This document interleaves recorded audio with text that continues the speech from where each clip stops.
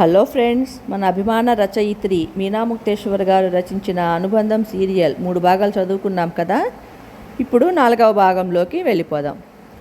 ప్రతిరోజు ఆమెని డాబా పైకి చేరి కాసేపు తన జీవితపు ఆలోచనలతో గడుపుతూ ఉంది. శ్రీహర్ష ఎంత మంచి అబ్బాయి, ఎందుకనో ఆకాంక్షకు ఎంత చెప్పినా బుద్ధి మారడం లేదు. ఆ విషయానికి శకుంతల గారు కూడా బాధపడుతున్నారు. కోడల్ని కూతురి కన్నా ఎక్కువగా చూసుకుంటున్నారు శకుంతల గారు. వంట పనులు అవి నువ్వు ఏమీ చేయవద్దు ఆమని అంటూ అన్ని పనులకు పని మనిషిని పెట్టుకుంది. ఒక రకంగా ఆమని పడే సుఖం ఏమీ లేదు. పైగా ఇంటి చాకిరి కూడా ఎందుకు అనేది ఆమె ఉద్దేశం. విడాకులు తీసుకొని ఇంకొకరిని పెళ్లి చేసుకోమని ముందే చెప్పినా, బిడ్డను మోయవద్దు అని చెప్పినా కూడా వినకుండా తన వంశాంకురాన్ని నిలిపింది. అందుకే ఆమెని ఆమె దృష్టిలో దేవతగా కనిపిస్తుంది. నిజానికి అలాంటి ఇంట్లో గారాబంగా పుట్టిన ఆమెని ఇలా ఒంటరిగా ఉండాల్సిన అవసరమే లేదు. ఈ రోజుల్లో ఆమెని తీసుకున్న నిర్ణయం గొప్పగా అనిపించింది శకుంతల గారికి. రోజులు ఎవరి కోసం ఆగవు కదా, జరిగిపోతూ ఉన్నాయి. ఇంటర్లోకి వచ్చాడు శ్రీహర్ష ఫ్రెండు శ్రీను చిన్ననాటి స్నేహితుడు. ఇద్దరికీ అన్ని విషయాల్లో బాగా స్వతంత్రం.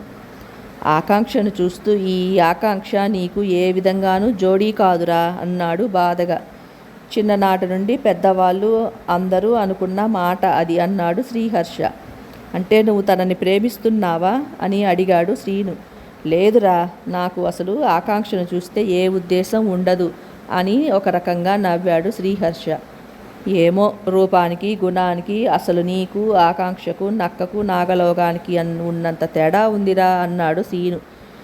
ఎవరికైనా నాకు ఇష్టం లేదు ఆకాంక్ష అని నేను చెప్పగలను. కానీ అత్త అంటే నాకు ప్రాణం. అత్త నా చిన్నతనం నుంచి కష్టాలు పడుతూ ఉండటం నేను గమనించాను. అలా అని నేను మా అత్త మనసును గాయపరచలేను అంటూ బాధగా చెప్పాడు హర్ష. ఇంత ఆస్తులు ఉండి, ఇంత రాజభోగం ఉండి, అనుబంధాలకు ఇంత విలువ ఇస్తున్న నువ్వు నిజంగా గొప్పవాడివిరా అంటూ స్నేహితుణ్ణి హత్తుకున్నాడు శ్రీను. నువ్వు అంటున్నావు కాబట్టి చెబుతున్నాను. అసలు ఆకాంక్షను చిన్నప్పటి నుంచి చూడనైనా చూడను. ఆ అమ్మాయి ప్రవర్తన నాకు ఇష్టం ఉండదు అని చెప్పాడు శ్రీహర్ష.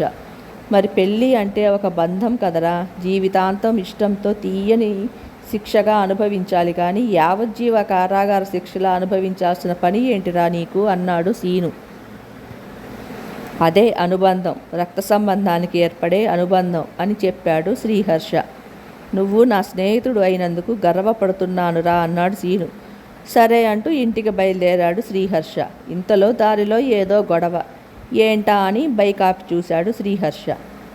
ఆకాంక్ష ఏంటి అన్నట్లు బైక్ దగ్గరికి వెళ్ళాడు శ్రీహర్ష. ఏంటి గొడవ అన్నాడు శ్రీహర్ష. నేను పరీక్ష పేపర్ చూపించలేదని కక్షతో బయటకు వచ్చాక నన్ను కొట్టింది అన్నా అని చెప్పింది పద్మజ. వీళ్ళు ఎవరు మరి అంటూ చూశాడు మగపిల్లల వైపు. మా చెల్లిని కొట్టావని నేను వస్తే నన్ను కొట్టింది అని చెప్పాడు అబ్బాయి. 5th క్లాస్ చదివే మీకు గొడవలు ఎందుకు అన్నాడు శ్రీహర్ష కోపంగా. ఆకాంక్ష చాలా సీరియస్గా చూసింది. పక్క వాళ్ళను లెక్క చేయకుండా ఇష్టం వచ్చినట్లు మాట్లాడుతోంది ఆకాంక్ష. అక్కడ నిలబడ్డానికి కూడా చిరాకు అనిపించింది హర్షకు. అత్త రూపానికి గుణానికి అస్సలు మ్యాచ్ కాదు ఆకాంక్ష. పక్కన వాళ్ళను సర్ది చెప్పి పంపేశాడు శ్రీహర్ష. అలా తక్కువ కాస్ట్ వాళ్ళతో నీకు మాటలు ఏమిటి బావా అంది ఆకాంక్ష కోపంగా. ఏంటి క్యాస్టా అన్నాడు శ్రీహర్ష. అవును, మన అంతస్తు ఎక్కడా, వాళ్ళ అంతస్తు ఎక్కడా అంది అహంకారంతో ఆకాంక్ష. మరి నువ్వు చూసి పరీక్ష కాపీ కొట్టినప్పుడు క్యాస్టు అంతస్తు గుర్తుకు రాలేదా నీకు అన్నాడు శ్రీహర్ష. జమీందారులకు ఉండాల్సిన లక్షణాలు అసలు లేవు బావా నీకు అంటూ నన్ను బైక్ ఎక్కించుకుంటావా అని అడిగింది ఆకాంక్ష. ఇప్పుడే మన పాలేరు నాతో పాటు ఇక్కడ దాకా వచ్చాడు, మరి ఎక్కుతావా అన్నాడు శ్రీహర్ష. చీచీ అంటూ వెళ్ళిపోయింది ఆకాంక్ష. అత్త కూతురు అయిపోయింది, లేకుంటే ముఖం కూడా చూసేవాడిని కాదు అనుకున్నాడు శ్రీహర్ష. మంచం మీద పడుకొని అలాగే పైకి చూస్తూ ఆలోచిస్తున్నాడు శ్రీహర్ష. శ్రీను అన్న మాటలు గుర్తుకు వస్తున్నాయి. పైగా ఇందాక జరిగిన విషయం ఆకాంక్షపై మరింత కోపం వచ్చింది శ్రీహర్షకు. బీటెక్ అయిపోయిన శ్రీహర్ష ఎంఎస్ కోసం ఫారిన్ కంట్రీకి వెళ్ళాడు. సంవత్సర కాలం దాటింది. ఆకాంక్ష సిటీలో బీటెక్ జాయిన్ అయింది. దశరథ్ గారు ఊటీ వెళ్ళారు. సోమశంకరం ఎన్నో ఏళ్ల నుంచి వారి స్నేహం. ఊటీలో ఎస్టేట్స్, టీ తోటలు కొని అక్కడే స్థిరపడిపోయారు సోమశంకర్. సోమశంకర్ గారి ఎదుగుదలలో దశరథ్ గారి సహాయం కూడా చాలా ఉంది. అక్కడ కొన్ని బిజినెస్లలో దశరథ్ గారికి కూడా వాటా ఉంది. ఏడాదికి 2 సార్లు అన్న ఊటీ వెళ్ళి వస్తూ ఉంటారు దశరథ్ గారు. దశరథ్ గారి భార్య చనిపోయాక తరచూ ఊటీ వెళ్ళి రావడం అలవాటైంది. శేఖర్ అన్ని బాధ్యతలు జాగ్రత్తగా తీసుకునేసరికి దశరథ్ గారికి కూడా ప్రశాంతంగా ఉంది. సోమశేఖర్ దంపతులకు దశరథ్ గారు అంటే వల్లమాలిన ప్రేమ, అభిమానం.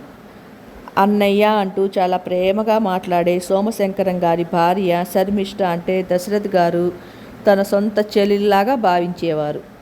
అందువల్లే 10-15 రోజులు ఏ ఇబ్బంది లేకుండా ఊటీ గడిపేవారు. హర్షకు తాతగారంటే వల్లమాలిన ప్రేమ.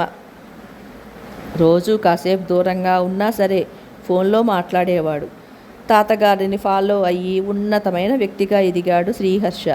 అలాగే తల్లిదండ్రులకు, అత్తకు కూడా ఫోన్ చేసి మాట్లాడుతుండేవాడు. తల్లికి చెప్పేవాడు, అత్తను పట్టించుకోండి, జాగ్రత్తగా చూసుకోండి అంటూ. హర్ష ప్రేమకు జయంతి ఎంతో సంతోషపడేది. ఎంత చెప్పినా వినకుండా, మళ్ళీ పెళ్లి చేసుకోకుండా అలాగే ఒంటరిగా మిగిలిపోయిన ఆమనిని చూస్తే దిగులుగా ఉండేవారు జయంతి, శేఖర్. ఒక్కొక్కసారి ఆకాంక్ష ప్రవర్తనకు జయంతి బాధపడేవారు. శ్రీహర్ష కోసం బాధపడేవారు. కాలేజీ చదువులకు వెళ్ళిన ఆకాంక్షలో ఒకేసారి వస్త్రధారణ, స్టైలు అన్నీ మారిపోయాయి. లెక్కలేని మనస్తత్వం, నిర్లక్ష్యం, గర్వం మూర్తీభవించిన అమ్మాయిలాగా ఉంది ఆకాంక్ష. అంత అందగత్త కాకపోయినా పర్వాలేదు, కానీ ఆ ప్రవర్తన చూస్తే శ్రీహర్షకి సుఖం ఉండదేమో అని దిగులు పడేది ఆమని. ఆకాంక్షకు తల్లి అయినా కూడా. కానీ ఆమెకి కూతుర్ని కంట్రోల్ పెట్టడం వల్ల కాలేదు. కాలేజీలో ఆకాంక్ష భలే ఆడుకునేది. అబ్బాయిలను అల్లాడించేది. దేనికి భయపడేది కాదు. ఆకాంక్షతో స్నేహం చేసిన వాళ్ళు ఆమె ప్రవర్తనకు దగ్గరగా ఉన్నవాళ్లే. డబ్బులు తెగ ఖర్చు పెట్టేది. అలా ప్రవర్తించకూడదు అని ఎవరైనా అంటే, దశరథ్ గారి మనవరాల్ని, శేఖర్కి కాబోయే కోడల్ని, నాకేం తక్కువ, సర్దుకొని బతకాల్సిన అవసరం నాకేంటి అనేది ఆకాంక్ష. చదువులపై కన్నా ఇతరులను ఇబ్బంది పెట్టి బాధపడుతూ ఉంటే ఆనందించేది. దశరథ్ గారు మనవరాల్ని దగ్గర కూర్చోబెట్టుకొని మంచి చెప్పేవారు. కానీ ఏదీ వినిపించుకునేది కాదు ఆకాంక్ష.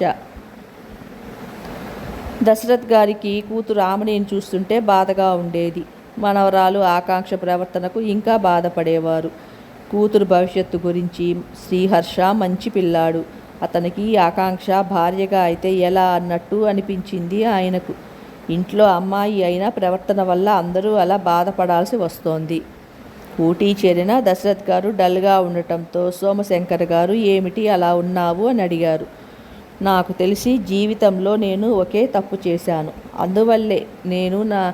అందువల్లనే నా కూతురికి అన్ని కష్టాలే వచ్చాయి అంటూ కళ్ళనీళ్ళ పర్యంతం అయ్యారు దశరథ్ గారు. భార్యతో ఉన్నన్నాళ్ళు ఆమెతో షేర్ చేసుకునేవారు దాదాపు అన్ని విషయాలు. సోమశంకర్ గారితో షేర్ చేసుకుంటూ బాధపడుతున్నారు దశరథ్ గారు. తప్ప? నువ్వేం తప్పు చేశావు దశరథ అన్నారు సోమశంకర్. ఇన్నాళ్ళుగా తన మనసులో దాచుకున్న నిజాన్ని సోమశంకర్ గారికి చెప్పారు దశరథ్ గారు. ఇంత బాధని మనసులో ఎలా దాచుకున్నావు దశరథ అని అడిగాడు సోమశంకర్. విధిరాతను ఎవరూ తప్పించలేరు అంటూ బాధపడిపోయారు దశరథ్ గారు. ఆ రోజు అనాథ ఆశ్రమానికి వెళ్ళి సోమశంకర్, శర్మిష్ఠ పండ్లు ఇచ్చి వచ్చారు. పిల్లలు లేని వాళ్ళు ప్రతి నెల అలా చేసి వస్తూ ఉంటారు. దశరథ్ గారే ఆ అలవాటు చేశారు ఆ దంపతులకు. అలా వెళ్ళి అనాథాశ్రమానికి పిల్లల్ని చూస్తూ, వారికి ఏమైనా తీసుకువెళుతూ, అందమైన ప్రదేశాలకు వెళుతూ ఆనందంగా ఉండడం నేర్చుకున్నారు సోమశేఖర్ దంపతులు. మొదట్లో కొన్ని సంవత్సరాలు పిల్లల కోసం ఎదురు చూశారు. పుట్టలేదు. ఎవరినైనా దత్తత తీసుకుందాం అనుకున్న సమయంలో శర్మిష్ఠకు ఆరోగ్యం బాగలేదు. ఆమెనే సోమశంకర్ జాగ్రత్తగా చూసుకోవాల్సిన పరిస్థితి వచ్చింది. ప్రస్తుతానికి లాన్లో కూర్చొని మాట్లాడుకుంటూ ఉన్నారు దశరథ్ గారు, సోమశంకర్, శర్మిష్ఠ. టీ తాగుతూ ఆడుకుంటూ ఉన్నారు స్నేహితులు. వారు వేసుకునే జోక్స్ విని నవ్వుకుంటూ ఉంది శర్మిష్ఠ. ఇంతలో సోమశంకరం గారి వద్ద సూపర్వైజర్గా పనిచేస్తున్న శ్రావణి తన కూతురు అనన్యతో వచ్చింది. దశరథ్ గారిని చూసి నమస్కరించింది. సోమశంకర్ కూర్చోండి అమ్మా అన్నాడు. శ్రావణి, అనన్య కూర్చున్నారు. దశరథ్ గారికి అయితే అనన్యను చూస్తుంటే ముచ్చటగా అనిపించింది. శర్మిష్టకు అనన్య అంటే చాలా ఇష్టం. చిన్నప్పటి నుంచి అలవాటే శర్మిష్ట గారికి అనన్య. శ్రావణి ముఖంలో ఏదో చెప్పుకోలేని దిగులు కనిపించింది దశరథ్ గారికి. ఆ కళ్ళల్లో కాంతి లేదు. అలాగే చూస్తూ ఉన్నాడు శ్రావణి వైపు. చెప్పుకోలేని ఏదో బాధ ఆమెలో కనిపించింది సోమశంకర్ గారికి కూడా. ఏమ్మా శ్రావణి, ఈ మధ్య తరచుగా సెలవులు పెడుతున్నావు ఎందుకు అన్నారు సోమశంకర్ గారు. శ్రావణి ముఖం గమనించిన దశరథ్ గారు శర్మిష్టను, అనన్యను లోపలికి తీసుకువెళ్ళి నువ్వు తయారు చేసిన బొమ్మలు చూపించమ్మా అన్నారు.